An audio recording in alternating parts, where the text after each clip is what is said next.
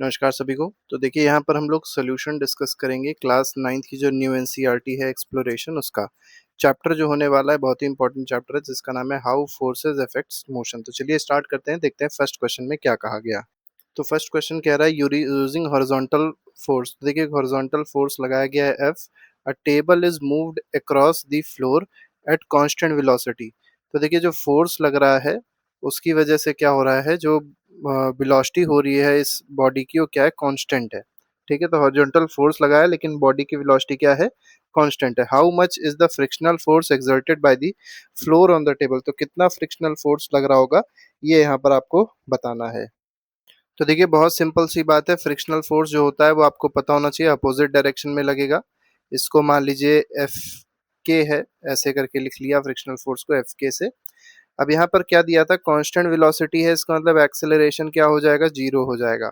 और जब acceleration zero होता है तो नेट फोर्स जो बॉडी पे एक्ट कर रहा होगा वो भी जीरो हो जाएगा, क्योंकि F is equal to M A होता है।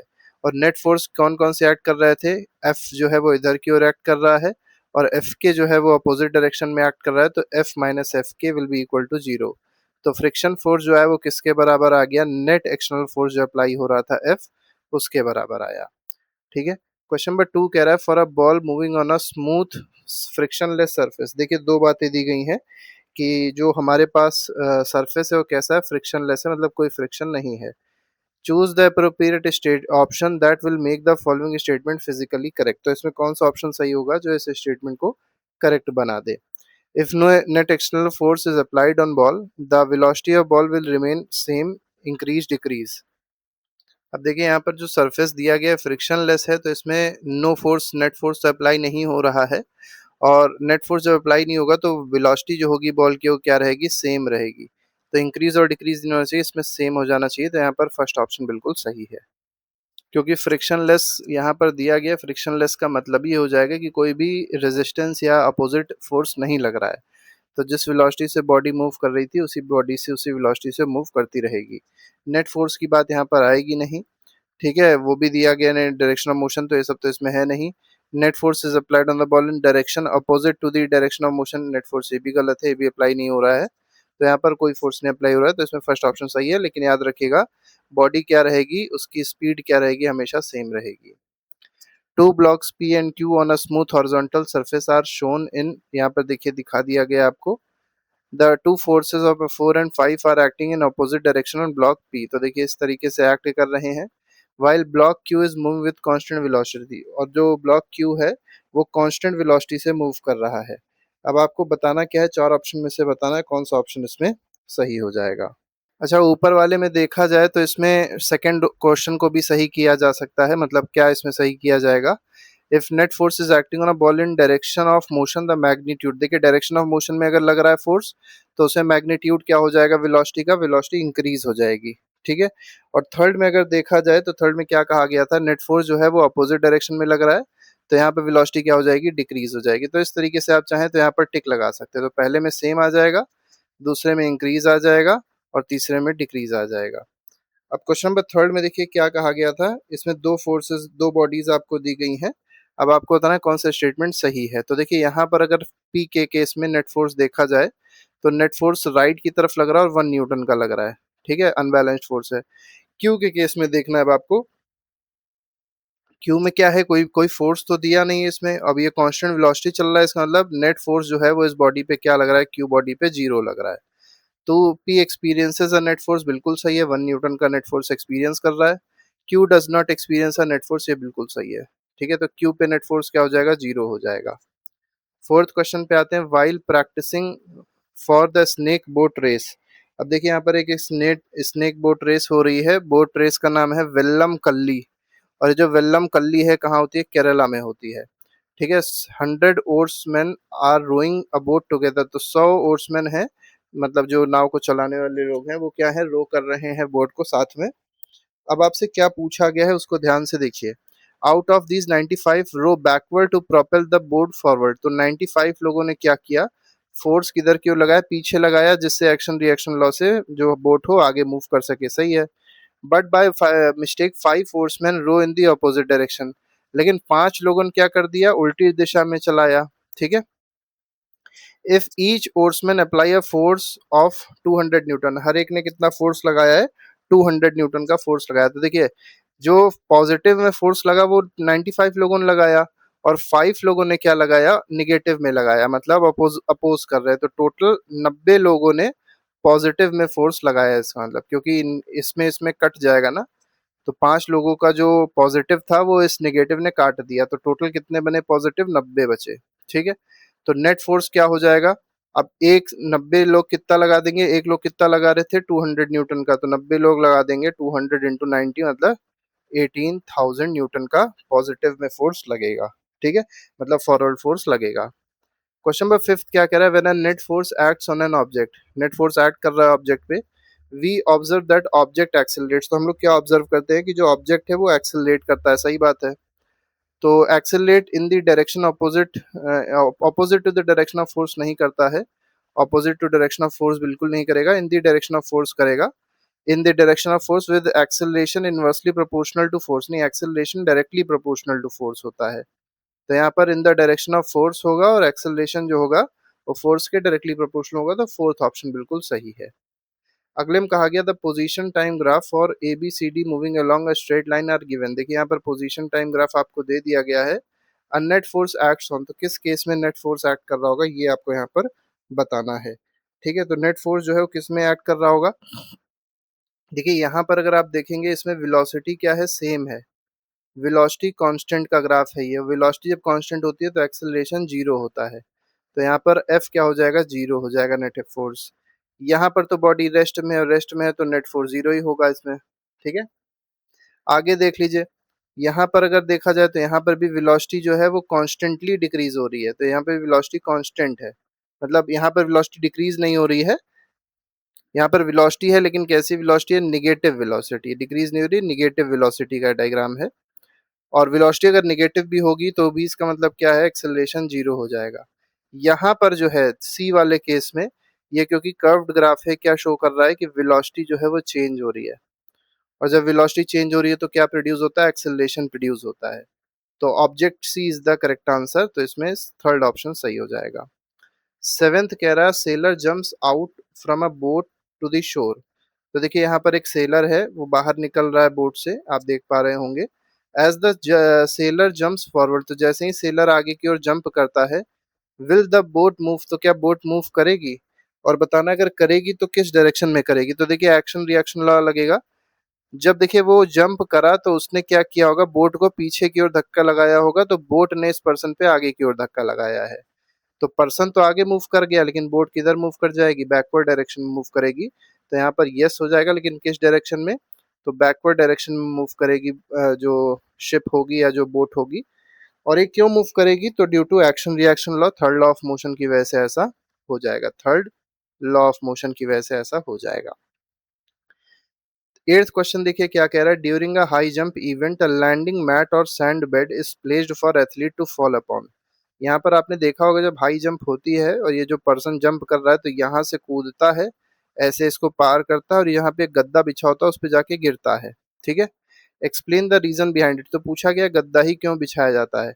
तो देखिए गद्दा क्या करता है, अब जब ये गिरेगा इस पे तो गद्दा नीचे की ओर दब जाएगा, तो मतलब टाइम ऑफ इम्पैक्ट को ये बढ़ा देगा, और टाइम जब बढ़ता है तो आपको पता होगा फोर्स जो होता है वो inversely proportional to time of impact होता है, तो फोर्स क्या हो जाता है, रिड्यूस हो जाता है। तो यहाँ पे रीजन क्या है, to reduce the force, to reduce the force. और फोर्स कैसे रिड्यूस हो जाएगा, by increasing the time of impact. ठीक है, टाइम केवल मत लिखिएगा, टाइम ऑफ इम्पैक्ट लिखिएगा, जिससे उसको चोट पर्सन को कम लगेगी। आगे बढ़ते हैं, क्वेश्चन नंबर 9 देखिए क्या कह रहा है, a hand cart loaded with vegetable, अब एक हैंड कार्ट है और ये मेनली वेजिटेबल से लोडेड थी।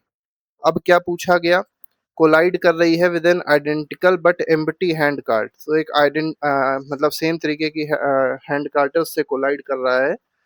During the collision, of collision के बाद क्या होने वाला है, loaded cart exert a force of larger magnitude, नहीं लार्जर मैग्नीट्यूड तो नहीं एक्सर्ट करेगी, सेम मैग्नीट्यूड का एक्सर्ट करेगी।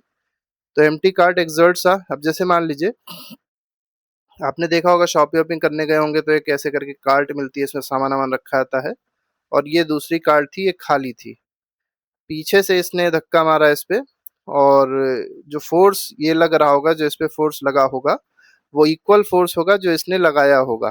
ठीक है, तो इस पे फोर्स उतना ही लगेगा। बराबर का फोर्स लगता है, ज्यादा फोर्स कैसे लग जाएगा? तो लो, empty cart exerts a force, ये भी गलत है। Neither cart exerts a force on each other, तो बिल्कुल ही गलत है। देखिए पहला वाला जो है, ये दूसरे कार्ट पे फोर्स एक्सर्ट करेगा और इक्वल फोर्स एक्सर्ट करेगा। ठीक है, the loaded cart and the empty cart both exert an equal magnitude of force on each other, बिल्कुल सही है ये। देखिए अब एक्शन रिएक्शन लॉ आपको पता ही होगा, तो क्या किया, ये जो फर्स्ट वाला कार्ड था इसने फोर्स एफ लगाया किस पे, सेकंड वाले ने। अब सेकंड वाला भी तो क्या करेगा, एफ लगाएगा फर्स्ट वाले पे। ठीक है, तो सेम टाइप ऑफ फोर्स लगते हैं दोनों पे, ये बात याद रखिएगा। लेकिन आप देखेंगे मूव कौन करने लग जाएगा, तो सेकंड वाला जो है मूव करने लग जाएगा, और फर्स्ट वाला हो सकता है थोड़ी देर पे आके रेस्ट पे हो जाए, क्योंकि देखिए इसका मास ज्यादा था, और तो एक्सेलरेशन क्या हो जाएगा, इसका कम हो जाएगा। ठीक है, तो फोर्स जो है वो क्या लगेगा, दोनों पे बराबर का लगेगा, ये बात याद रखिएगा। तो वन और टू बॉडीज पे एक्शन रिएक्शन लॉ की वजह से फोर्स इक्वली लगेगा। क्वेश्चन नंबर 10th कह रहा है, the acceleration mass graph of the acceleration produced by force on object.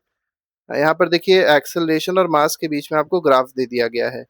Plot the force mass graph for this case. अब आपको फोर्स मास ग्राफ को प्लॉट करना है इस केस में। ठीक है, देखिए अब यहाँ पर आप क्या देख पा रहे हैं, acceleration inversely proportional to mass का ग्राफ बना हुआ है।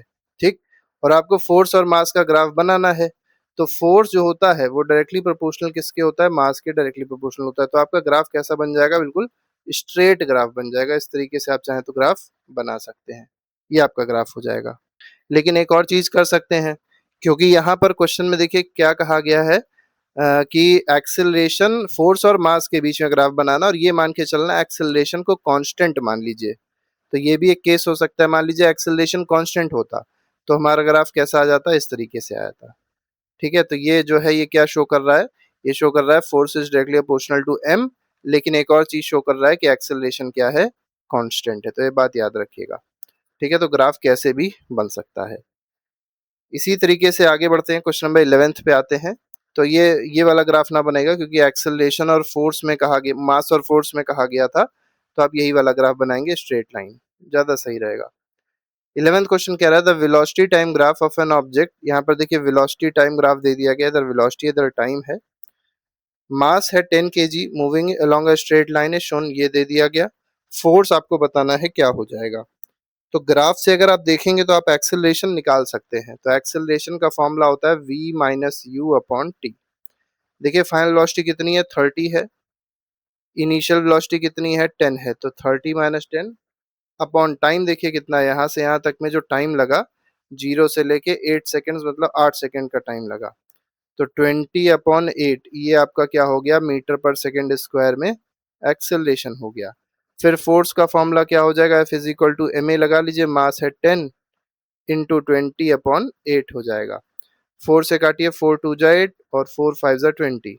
2 से काटिए, 2 5 जा 10, तो 5 5 जा क्या हो जाएगा, 25 न्यूटन हो जाएगा। तो 25 Newton is the correct answer of this question. आगे बढ़ते हैं, क्वेश्चन नंबर 11 देखेंगे। क्वेश्चन 11 हो गया, 12th देखेंगे।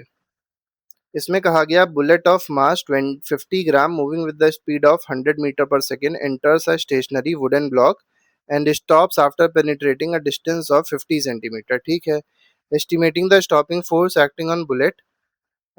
एस्टिमेट मतलब हमको बताना है फोर्स कितना एक्ट कर रहा होगा बुलेट पे, कितना फोर्स लग रहा था बुलेट पे। तो बुलेट का मास जो है 50 ग्राम है, तो पहले तो मास को आप क्या करिए, 50 अपॉन 1000 कर लीजिए।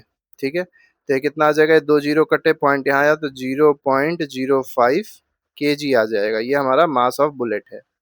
अब क्या दिया गया, 50 सेंटीमीटर तक वो पेनिट्रेट कर रहा है, तो मतलब एस जो दिया गया है 50 सेंटीमीटर, मतलब 0.5 मीटर आपको डिस्टेंस दे दी गई। अब देखिए हमको मास इंटू एक्सेलरेशन अगर निकालेंगे तो फोर्स मिल जाएगा, लेकिन एक्सेलरेशन हमको नहीं पता है। ठीक, तो एक्सेलरेशन निकालेंगे, एस इज इक्वल टू, नहीं फाइनल, देखिए जब अंदर पेनिट्रेट कर रहा होगा, जैसे मान लीजिए वुडन बोल्ड था, ठीक है, इसके अंदर जब पेनिट्रेट कर रहा होगा तो फाइनल वेलोसिटी क्या हो गई होगी, बुलेट की 0 हो गई होगी। ठीक है, अब यहाँ पर हम क्या कर सकते हैं, V square is equal to U square plus 2 A S चाहे तो लगा सकते हैं। ठीक है, अब किस वेलोसिटी से पहले वो मूव कर रही थी बुलेट, 100 से, तो u हो जाएगा 100। तो फाइनल वेलोसिटी तो जीरो हो गई, तो जीरो इज इक्वल टू 100 का स्क्वायर। अब क्योंकि देखिए यहाँ पर धीरे करके अपनी स्पीड को कम कर रही होगी जब अंदर पेनिट्रेट घुस रही है, तो -2 इंटू ए इंटू कितना अंदर घुसी है ये, 0.5 मीटर तक घुसी है, तो 0.5 तक गई। तो ये हो जाएगा ए हो जाएगा, तो ए की वैल्यू क्या आ गई, 100 × 100 आ गई। ये आपका एक्सेलरेशन हो गया, मतलब 10⁴ मीटर पर सेकेंड स्क्वायर, ये आपका एक्सेलरेशन हो गया।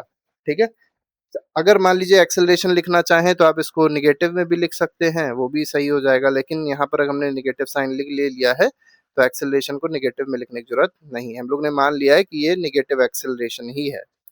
पूछा गया था फोर्स बताना है, तो force is equal to M A कर दीजिए। मास है 0.05 इंटू क्या हो जाएगा, 10⁴ हो जाएगा, तो इसको अपॉन 100 कर दीजिए, तो 5 इंटू 10⁻² मतलब 500 न्यूटन हो जाएगा। तो ये आपका फोर्स बन जाएगा। तो इस तरीके से आप इस क्वेश्चन को कर सकते हैं। अगला क्वेश्चन देखिए। अगले क्वेश्चन में कहा गया, क्वेश्चन नंबर 13 है, an S footballer converted a penalty shot by kicking the football with speed 108 kilometre per hour. Speed क्या दे दी गई है, किस स्पीड से, इनिशियल वेलोसिटी दे दी गई है 108 इंटू पहले मीटर पर सेकंड में कन्वर्ट कर लीजिए 5/18, तो 18 5 जा 90 होता है, 18 6 जा 108, तो 6 5 जा 30 मीटर पर सेकंड से उसने किक मारी। The estimated force the imparted was 800 Newton, तो जो फोर्स लग रहा है वो कितना है, 800 न्यूटन का फोर्स लग रहा है। ठीक है, ठीक है, और क्या दिया गया है, मास दे दिया गया फुटबॉल का 0.5 है, इसमें मास दे दिया गया 0.4 केजी है, 5 नहीं 0.4 दिया है। टाइम ऑफ कांटेक्ट आपको बताना है क्या रहेगा, तो पहले आप क्या करिए, यहाँ पर आप फाइनल में पहले आप एक्सेलरेशन निकाल लीजिए, F is equal to M a से, force is equal to 0.4 into a से। अब क्या करिए, ये जीरो आया इधर लग गया, ये इधर आके 8000 बना देगा, तो 8000 upon 4 is equal to acceleration, तो एक्सेलरेशन आ गया 2000 मीटर पर सेकेंड स्क्वायर। ये आपका क्या आ गया, एक्सेलरेशन आ गया। अब क्या करना पड़ेगा आपको, ये समझना है। देखिए ये मारने के बाद की वेलोसिटी है, तो इसको कैपिटल वी मानिएगा, फाइनल वेलोसिटी मानिएगा। तो पहले तो बॉल रेस्ट में होगी, तो एक्सेलरेशन का फॉर्मूला लगाइए, चेंज इन वेलोसिटी, तो डेल्टा वी अपॉन टी हो जाएगा। अब change in velocity, final velocity तो जी मतलब इनिशियल वेलोसिटी 0 थी, तो फाइनल वेलोसिटी 30, तो 30 माइनस 0 मतलब 30 हो जाएगा, तो 30 upon T is equal to क्या आ जाएगा, 2000 आ जाएगा, 2000 आ गया। तो टी की वैल्यू क्या आ गई, ये आ गई 2000 अपॉन 30 आ गई, तो ये 0 0 कट गया, तो 200 अपॉन 3 अगर आप देखेंगे तो यहाँ पर आंसर, ये थोड़ा सा गलत हो गया, मैंने एक चीज गलत कर दी, चलिए फिर से इसको कर लेते हैं। देखिए ये जो t है, ये t ऊपर जाएगा, ये 2000 नीचे की ओर आएगा, तो ये बन जाएगा 30 अपॉन 2000। ठीक है, 2000 अपॉन 30 नहीं आएगा, 30 अपॉन 2000 आ जाएगा। तो इसको इसको काट लीजिए, तो 3 अपॉन 200 आ गया। तो अब ये जीरो हटाएंगे तो पॉइंट यहाँ लगेगा, यहाँ जीरो हटाएंगे तो 0.03 आ जाएगा, तो 0.03 अपॉन 2 आ गया। तो इसको क्या लिख सकते हैं, 0.015 सेकेंड्स लिख सकते हैं। तो 0.015 सेकेंड ये इसका सही आंसर होगा। ठीक है, आगे बढ़ते हैं। क्वेश्चन नंबर 14 देखिए, 3 क्वेश्चन और बचे हैं, 14 15 16, इसको भी देख लेते हैं। An object of mass 2 kg moving with constant velocity of 10 meter per second encounters a rough patch where the force of friction on the object is 7 Newton. तो फोर्स ऑफ फ्रिक्शन जो एक्ट कर रहा है वो कितना है, 7 Newton का है। ठीक है, at the same time an additional constant force 2 3 Newton opposing the motion is applied on the object। तो देखिए टोटल ऑपोजिशन वाला फोर्स कितना हो गया, 7 ये लग रहा था और 3 ये लग रहा था, टोटल फोर्स जो लग रहा है, जो अपोज कर रहा है वो क्या हो जाएगा, वो हो जाएगा 7 + 3 मतलब 10 न्यूटन का फोर्स उसको अपोज कर रहा है मोशन को। और क्या पूछा गया, after entering the rough patch how much distance does the object travel before coming to rest. तो फाइनल वेलोसिटी क्या दे दी गई है, 0 दे दी गई है, हमको डिस्टेंस बताना है क्या हो जाएगा। तो देखिए बहुत आसान है, पहले तो क्या कर लीजिए, ये जो फोर्स मिला है और आपको देखिए मास पता ही है, तो आप क्या करिए, ये आपकी इनिशियल वेलोसिटी हो जाएगी u is equal to 10 metre per second हो जाएगा। अब फोर्स से क्या करिए, एक्सेलरेशन निकालिए, force is equal to mass into acceleration. तो देखिए एक्सेलरेशन पहले निकालिए, फोर्स है 10, मास था 2 इंटू एक्सेलरेशन, तो एक्सेलरेशन आ गया 5 मीटर पर सेकेंड स्क्वायर का एक्सेलरेशन आ गया। ठीक, अब क्या लगाना है? अब देखिए ये एक्सेलरेशन, इसको आप समझें चाहे इसको रिटार्डेशन समझे, कोई दिक्कत नहीं है। इसको अगर आप रिटार्डेशन समझ रहे हैं तो भी 5 है, एक्सेलरेशन समझेंगे तो ये माइनस में 5 हो जाएगा, सिंपल सी बात है। क्योंकि देखिए अपोज कर रहा है, सिंपल सी चीज है, तो यहाँ पर माइनस और प्लस का कोई वैल्यू खास होती नहीं है। अब निकालना क्या था, कितना डिस्टेंस वो बॉडी ट्रेवल कर रही है रुकने से पहले। तो फॉर्मूला लगाइए, V square is equal to U square plus 2as। Final velocity क्या हो जा रही है, रुक रही है ना बॉडी आगे जाके, तो फाइनल वेलोसिटी 0 हो रही है। तो 0 इज इक्वल टू क्या हो जाएगा, यू स्क्वायर मतलब 10 का स्क्वायर मतलब 100 हो जाएगा, माइनस क्योंकि रिटार्डेशन हो रहा होगा तो 2 इंटू ए, एक्सेलरेशन कितना है 5 है, इंटू एस कर दीजिए, तो 10s और ये 100 है, तो 100 इज इक्वल टू 10s हो जाएगा। तो एस की वैल्यू क्या आ गई, 10 मीटर आ गई। तो 10 मीटर जो है this is the correct answer. ठीक है, आगे बढ़ते हैं, अगले क्वेश्चन पे आते हैं। अ ट्रैक्टर पुल्स अ हैरो, यहाँ पे एक हैरो दिया गया है जो कि प्लोइंग टूल है ऑफ मास m1। तो ये मान लीजिए ट्रैक्टर है और ये क्या कर रहा है, दो चीजों को खींच रहा है अपनी तरफ। ठीक है, तो एक हैरो को खींच रहा है जिसका मास क्या है, m1 है, और with a net force f resulting in acceleration of a1। तो एक्सेलरेशन जो आया वो क्या आया, a1 आया, और जो फोर्स लग रहा था वो क्या फोर्स लगा रहा था, f1 लगा रहा था। ठीक है, the same tractor pools a trolley of mass m2, ये जुड़ा नहीं है इसमें। और दूसरा क्या है कि सेम ट्रैक्टर है और ये दूसरे मास m2 को खींच रहा है। ठीक है, और क्या एक्सेलरेशन प्रोड्यूस हो रहा है, a2 एक्सेलरेशन प्रोड्यूस हो रहा है। और जो फोर्स लग रहा है वो अभी भी पहले भी f था, और अभी भी जो फोर्स लग रहा है वो क्या है, f ही फोर्स है, f1 नहीं, f फोर्स है। क्या पूछा गया, if the tractor now pulls the trolley with harrow placed on it. अब तीसरे केस में क्या कर दिया गया है, तीसरे केस में दोनों को एक दूसरे के ऊपर रख दिया गया है। तो ये ट्रैक्टर इसको खींच रहा है फोर्स F से। ठीक है, आपको बताना क्या है, देखिए मास दोनों जुड़ गए तो m1 प्लस m2 मास हो गया है, क्योंकि इसके ऊपर रखा हुआ है। Obtain the expression for the resulting acceleration in terms of a1 and a2। तो यहाँ पर आपको एक्सेलरेशन की वैल्यू बतानी है क्या होगी in terms of a1 and a2। तो देखिए सिंपल सा ही क्वेश्चन है, कोई बहुत ज्यादा कठिन क्वेश्चन नहीं है। तो यहीं से अगर देखा जाए तो a की जो वैल्यू आ जाएगी वो क्या आ जाएगी, f upon m1 plus m2 आ जाएगी। ठीक है, f upon m1 plus m2 आ गई।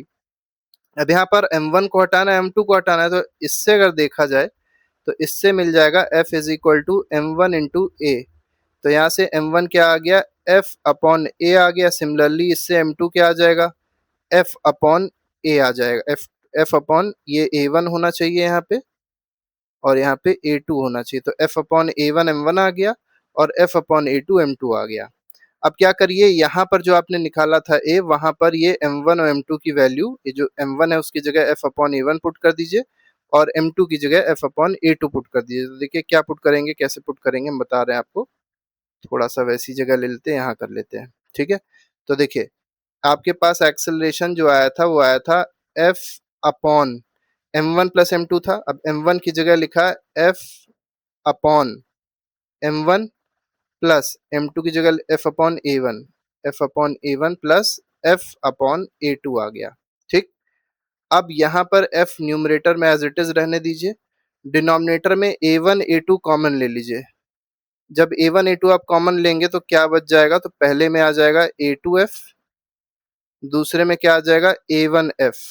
ठीक, अब ये जो a1 a2 है ये खिसक के पहुंच जाएगा ऊपर, तो ये क्या आ गया, a1 a2f अपॉन, यहाँ पर f अगर आप कॉमन लेंगे तो बच जाएगा a1 प्लस a2। ये आ रहा है आपका नेट एक्सेलरेशन। अब यहाँ पर f, ये f कट गया तो आंसर क्या आ गया, a is equal to a1 a2 upon a1 plus a2। तो इस तरीके से देखिए आसानी से क्वेश्चन को किया जा सकता है।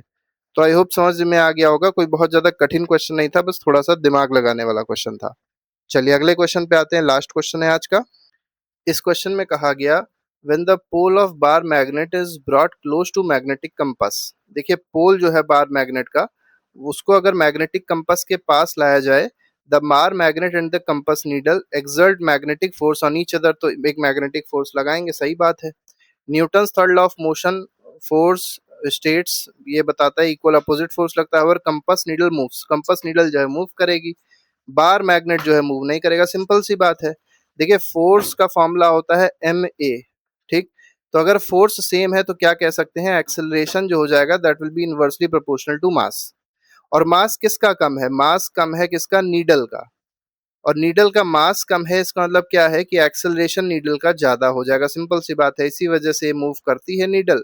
और जो बार मैग्नेट होगा वो अपने रेस्ट पे रहेगा, उसमें कोई मोशन देखने को नहीं मिलेगा क्योंकि उसका मास क्या था, ज्यादा था।